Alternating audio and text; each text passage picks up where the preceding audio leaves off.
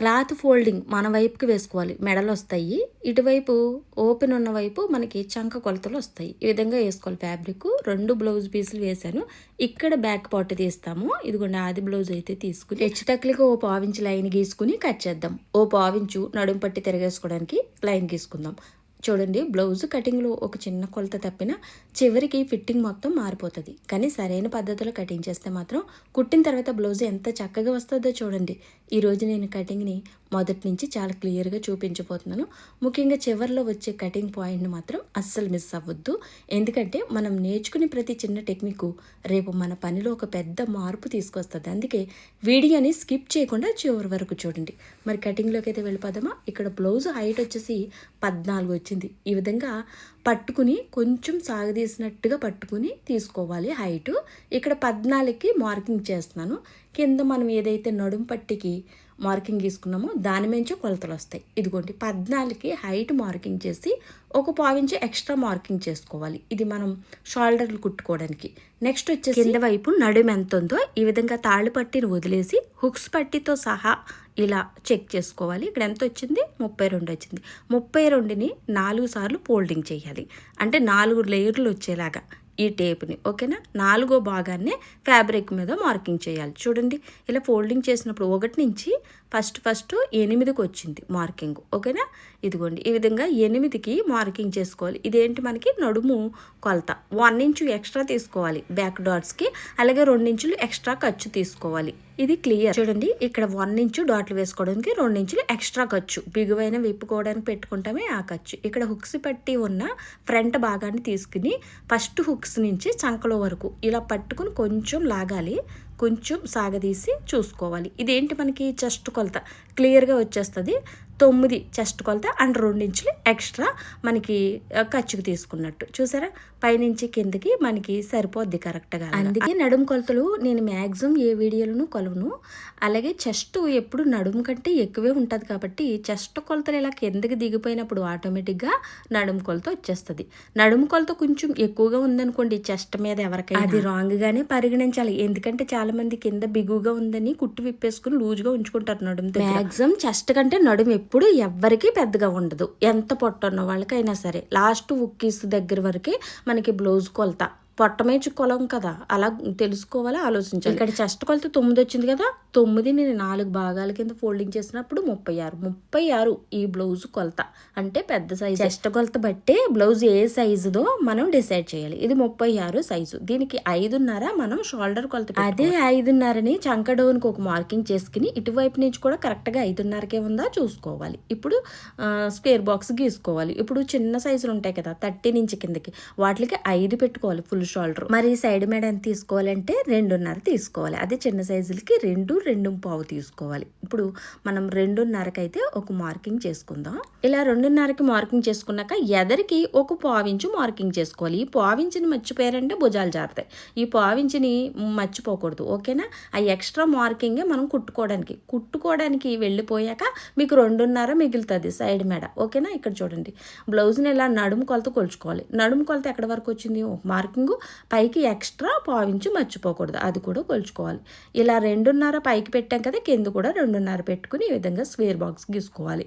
కొంచెం మనకి బ్రాడ్గా ఉండాలి అనుకుంటే ఇంకో పావించి కలుపుకుని కింద 2.35 కూడా మార్కింగ్ చేసుకుని ఇలా స్క్వేర్ బాక్స్ గీసుకుంటే కింద లోతు ఎక్కువ వచ్చి మీకు మెడ లోపలికి వెళ్తుంది అన్నట్టు. ఇక్కడ చూడండి, 2 లైన్లు ఏంటంటే మనకి అసలు లైన్ ఖర్చు లైన్ అన్నట్టు గీసి చూపించాను.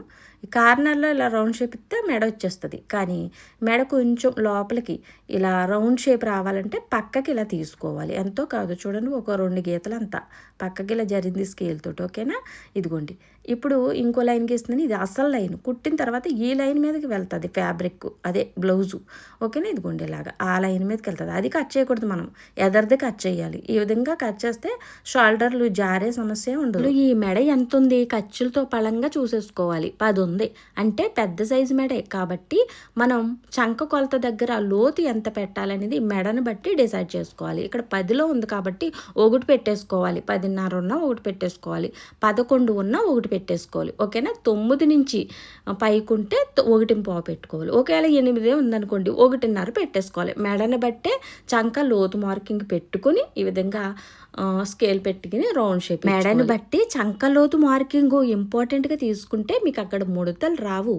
మెడ తక్కువలో ఉన్నప్పుడు ఎక్కువ, మరి మెడ ఎక్కువలో ఉన్నప్పుడు తక్కువ మార్కింగ్ చేసుకోవాలి. ఇక నెక్స్ట్ వచ్చేసి మనం చంక ఆమ్ రౌండ్ ఒకసారి కొలుచుకోవాలి. ఇలా ఆమ్ రౌండ్ కొలిచినప్పుడు ఇక్కడ 8 వచ్చింది.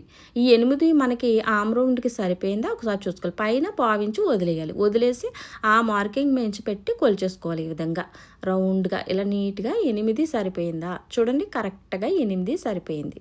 సో దీన్ని ఇక్కడ అడ్జస్ట్ చేయవలసిన అవసరమే లేదు. ఒకవేళ ఎక్కువ వచ్చినా తక్కువ వచ్చినా ఆ చంక ఎత్తుని మీరు పైకి కిందకి ఒక పావించి కిందకి పావించి పైకి జరుపుకుని మార్కింగ్లు చేసుకుని రౌండ్ షేప్లు గీసుకోవాలి. అలా సరిపెట్టుకోవాలి. కొలత చూడండి, ఇక్కడ 8 వచ్చింది. ఇలా కూడా మనం చంకా రౌండ్ తీసుకోవచ్చు. ఓకేనా, మనం బ్లౌజ్ని బట్టే కాదు.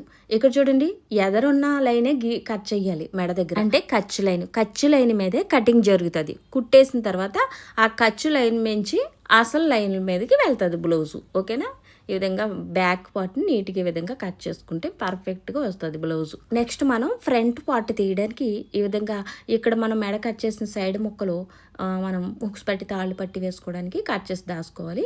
ఇక్కడ చూడండి, ఇక్కడ స్ట్రైట్గా ఉందే, ఇలా స్ట్రైట్ వైపు సంక వెయ్యాలి. అది మంచి క్రాస్ వస్తుంది. మీకు మంచి క్రాస్ వచ్చి షేప్ బాగా కుదురుతుంది. ఇలా వేసుకోవాలి క్రాస్గా. ఇది క్రాస్ బ్లౌజ్ కటింగ్ కాబట్టి బ్యాక్ని ఈ విధంగా క్రాస్గా వేసుకోవాలి. నేను బ్లూ ముక్కను వేయలేదు, ఈ ముక్కను వేసాను ఎందుకంటే మీకు క్లియర్గా కనబడుతుంది అనేసి. చుట్టూరు ఇలా డ్రా చేసుకుని తీసేయండి. తీసేసాక ఇక్కడ నడుము కొలత ఏదైతే ఉందో అది పైకి డ్రా చేసుకోండి. ఎందుకంటే మన పైకి వస్తుంది కదా ఎదర మెడ, దానికోసం. ఇక్కడ అసలు ఆది బ్లౌజ్కి మనకి ఎదర మెడ ఎంత ఉందో ఇలా చెక్ చేసుకుందాం ఒకసారి. పైన చూసారా, ఖర్చుతో పలంగా నేను కొలవడం లేదు, కుట్టేసి ఉన్నదాన్ని టేప్ ఇలా పెట్టి కొలుస్తున్నాను. ఇక్కడ ఖర్చులు లేవు, అది గమనించాలి. ఇక్కడ చూడండి, స్కేల్ ఇలా పెట్టినప్పుడు హుక్స్ పెట్టి దగ్గర నుంచి ఎంత వచ్చింది, 6 వచ్చింది. ఇక్కడ చూడండి, ఆ షోల్డర్ దగ్గర పావించి వదిలేయాలి. ఎందుకని ఖర్చుతో పలంగా మనం కొలవలేదు కాబట్టి ఆది బ్లౌజ్ మీద ఖర్చు వదిలేసి ఈ విధంగా టేప్ పెట్టుకుని 6కి మార్కింగ్ చేసుకోవాలి. మరి 6కి మార్కింగ్ చేసి పైకి 1 పావించి మార్కింగ్ చేసుకోవాలి కుట్టుకోవడానికి ఖర్చు.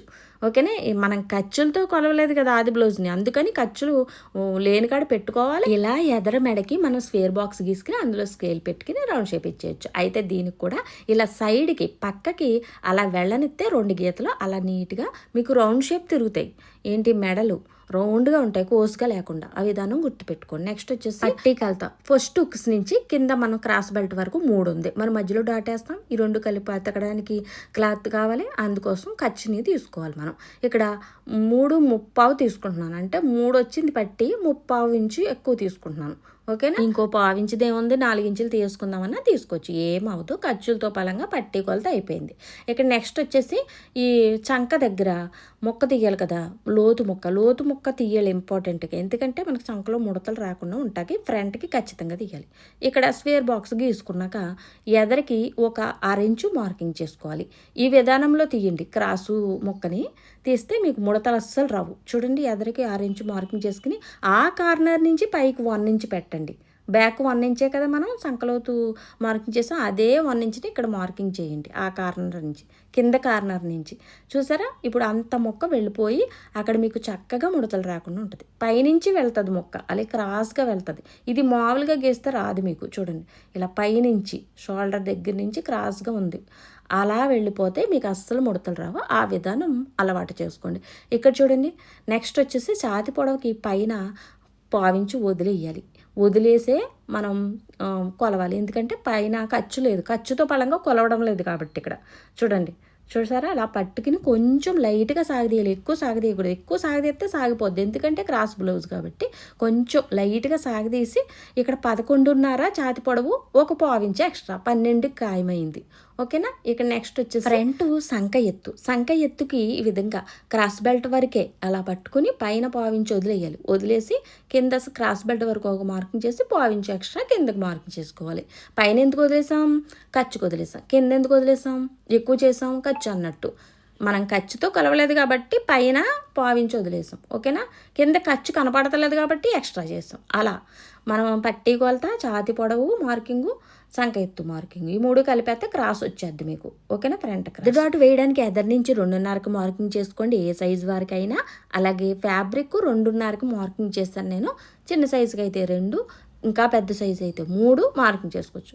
ఈ పెద్ద డాట్ వేయడానికి ఫ్యాబ్రిక్ మీరే డిసైడ్ చేసుకోవాలి. ఎంత క్లాత్ తీసుకోవాలి, ఏ సైజు వారి కానీ తెలియకపోతే పెద్ద డాట్కి మీ ఆది బ్లౌజుకి వేసిన డాటు చివరిని కొలుచుకుని దాన్ని బట్టి కూడా తీసుకోవచ్చు. ఇక్కడ చూడండి, ఇక్కడ మనకి పట్టీకి మిడిల్లో మార్కింగ్ చేసి కిందకి మళ్ళీ 6 ఇంచ్ మార్కింగ్ చేసి ఆ మార్కింగ్ మించి మీరు ఎదరికి ఇలా మార్కింగ్ చేయండి 2.5కి. అలా వేస్తే మీకు పట్టీ కొలత నుంచి వచ్చే డాటు పర్ఫెక్ట్గా వస్తుంది, ఛాతి బాగా నిలబడుతుంది. ఈ సంఖలోంచి వచ్చే డాట్ మాత్రం పెద్ద డాట్ వేసాక ఫోల్డింగ్ చేసి దాన్ని బట్టి వేస్తేనే మంచిది. ఇలా డ్రా చేసుకునే కంటే పెద్ద డాట్ ఎదురుగుండా రావాలి సంఖలోంచి. ఈ మూడిట్లకి కూడా 1 ఇంచ్ గ్యాప్ ఉండేలా చూసుకోవాలి. అంతే. ఫ్రంట్ అనేది కట్ చేసేస్తున్నాను. ఫ్రంట్ మీద ఎప్పుడు కూడా ఖర్చులు మర్చిపోకూడదు. ఖర్చులతో పలంగా కటింగులు చేయాలి. అలాగే ఎంత ఉందో అంతే కట్ చేయాలి. ఎదురు మీద ఎక్కువ కట్ చేసేసినా భుజాలు జారే ఛాన్స్ ఎక్కువగా ఉంటుంది. ఇక్కడ చూడండి, సైడ్ నేను ఎప్పుడు తీను కదా, 3/4 ఇంచు తీసి చూపిస్తున్నాను. 1/4 ఇంచు చాలు ఏ సైజు వరకైనా. ఇక్కడ మిడిల్లో మనం డాట్ వేస్తాం కదా, దానికోసం ఎక్స్ట్రా తీసుకుంటున్నాం. ఎక్స్ట్రా ఎందుకు తీసుకుంటున్నాం, చాలామంది ఈ ఉక్స్ పట్టి తాళి పట్టి మధ్యన గ్యాప్ ఎక్కువ వచ్చేస్తుంది అంటున్నారు. అందుకోసం ఆ సైడ్ కొంచెం తీసుకుంటే మీకు డాట్లో కవర్ అయిపోయా ఆ ఫ్యాబ్రిక్ తాళి పట్టి ఉక్స్ పట్టి దగ్గర మరంత ఎక్కువ గ్యాప్ వచ్చేయకుండా నీట్గా ఉంటుంది. ఇక్కడ చూడండి, 4 లేయర్ల మీద క్లాత్ని ఇలా ఫోల్డింగ్ చేసుకుని మన హ్యాండ్ కొలత అయితే కొలుతాం. హ్యాండ్ కొలతకి కింద అయితే మీరు పట్టి కుట్టుకుంటారా చేతికుట్లు వేసుకోవడానికి, లేదంటే లైనింగ్ తిప్పుతారా, దాన్ని బట్టి ఫ్యాబ్రిక్ తీసుకోవాలి. ఇక్కడ మనం చేతికుట్లకి పట్టి వేసుకుంటాం కాబట్టి ఎక్కువ తీసాను 1 ఇంచు. ఒకవేళ లైనింగ్ తిప్పేసుకుంటే 1/4 ఇంచు చాలు. ఈ హైట్ మెజర్మెంట్ ఎక్కడ వరకు ఉందో ఒక marking, extra 1/4 inch marking. Extra మార్కింగ్లు మర్చిపోకూడదు కుట్టుకోవడానికి.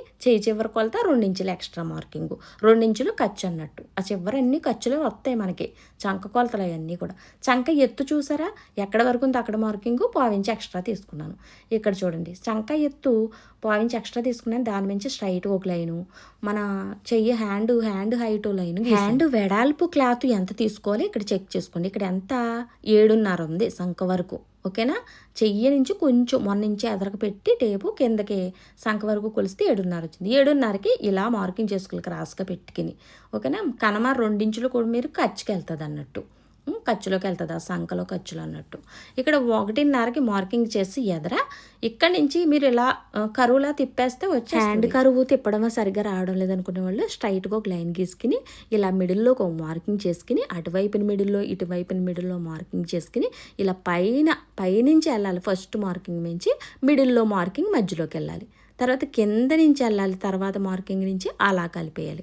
అప్పుడు మీకు ఏ కరువు అయితే ఈ వంకర, కరువు అంటే ఏంటి, వంకర అనేది మీకు వస్తుంది. హ్యాండ్ వంకర చూడండి, ఇలా నీట్గా ఇలా కట్ చేసేసుకోవాలి.